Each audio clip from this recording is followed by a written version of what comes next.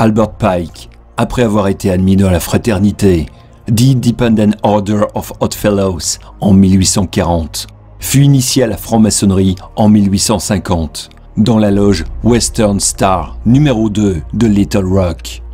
Il reçut d'abord les 10 degrés du rite d'York entre 1850 et 1853, avant de recevoir d'Albert McKee les 29 premiers degrés du rite écossais ancien et accepté en mars 1853 à Charleston, Caroline du Sud.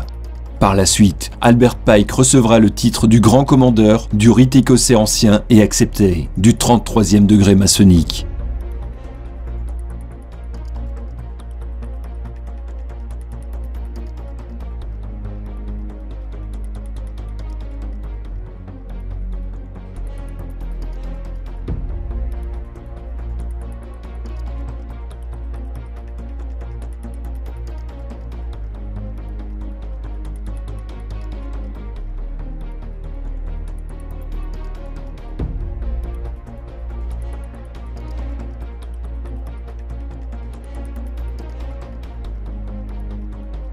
Albert Pike, franc-maçon, antéchrist, dit « La Troisième Guerre mondiale doit être fomentée en utilisant les divergences que les agents des Illuminati attiseront entre les sionistes politiques et les dirigeants du monde musulman.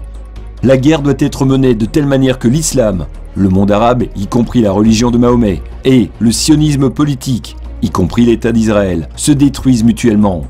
Dans le même temps, les autres nations, une fois de plus divisées entre elles à ce propos, seront forcés de se combattre jusqu'à un état d'épuisement complet, physique, moral, spirituel et économique.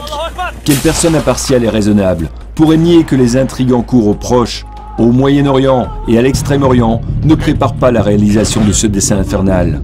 Le 15 août 1871, Pike disait à Mazzini qu'après la Troisième Guerre mondiale, ceux qui aspirent à dominer le monde sans contester provoqueront le plus grand cataclysme social que le monde ait jamais connu. Nous citons ses propres termes, empruntés à la lettre cataloguée au British Museum Library à Londres. Nous lâcherons les nihilistes et les athées, et nous provoquerons un formidable cataclysme social qui, dans toute son horreur, montrera clairement aux nations les effets d'un athéisme absolu.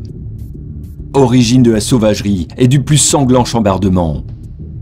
Puis, tous les citoyens, obligés de se défendre eux-mêmes contre la minorité révolutionnaire mondiale, extermineront les démolisseurs de la civilisation et les masses déçues par la chrétienté,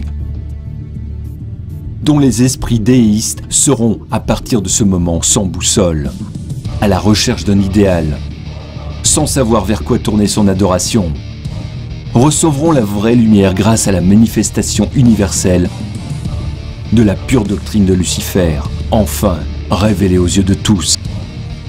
Manifestation qui suivra la destruction de la chrétienté et de l'athéisme. Simultanément soumis et exterminés en même temps.